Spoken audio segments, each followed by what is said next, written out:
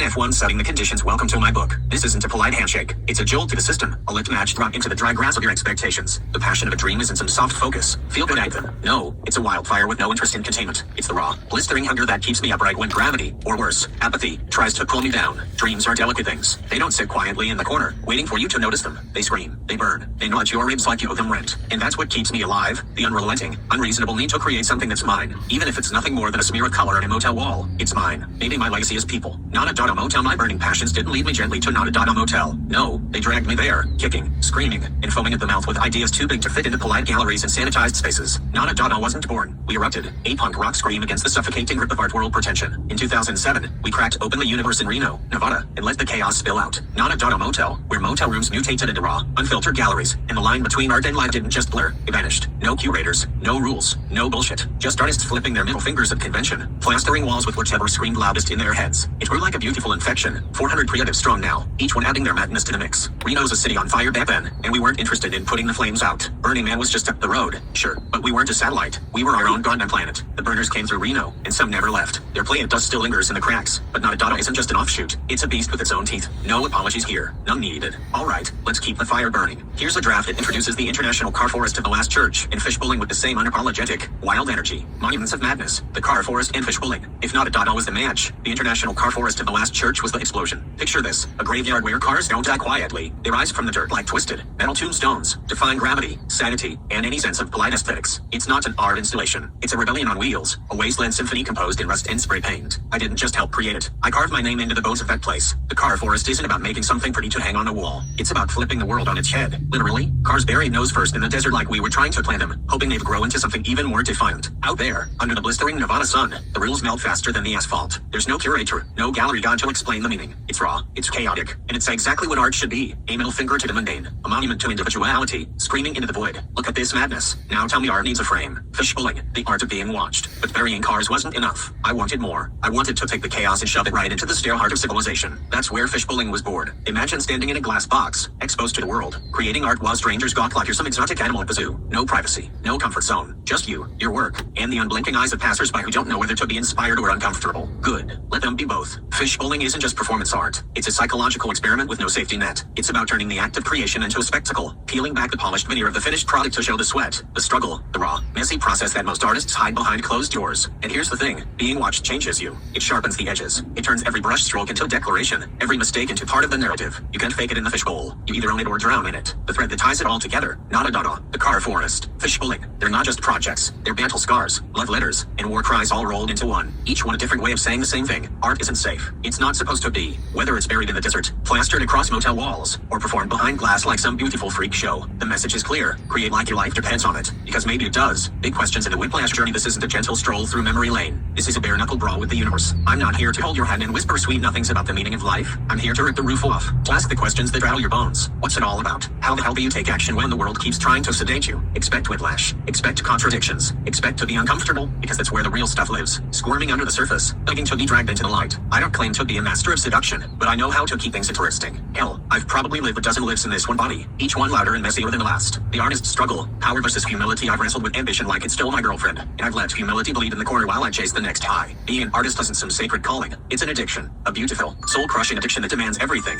Your pride, your sanity, your sleep. Power, I crave it. Not the kind with suits and briefcases. That's easy. I want the power to burn my name into the walls of history, even if it's misspelled and half erased. But selflessness sneaks in, too, whispering in the dark like some fragile ghost. It's a constant knife fight between ego and emptiness, and I've got the scars to prove it. Promoting others is the best way to promote the self. Call to adventure. So here's the deal. I'm not inviting you on this journey. I'm daring you. This isn't a guided tour with neatly labeled exhibits. This is a ride without seatbelts, brakes, or guarantees. We'll laugh. We'll bleed. We'll probably piss off a few people along the way. But that's the point, isn't it? To live with the volume cranked up. To taste every drop of the chaos. To make something, anything, that screams, I was here. We did this. Final words of advice. Before the madness begins. Forget humility. Forget modesty. They're just costumes we wear to make other people comfortable. Own your hunger. Worship your ambition. Let your passions be loud, messy, and unapologetically human. And if the world tells you to sit down, stand the hell up. If it tells you to be quiet, scream. If it tries to tame you, bite back. Because the only thing worse than failure is never having set the fire in the first place.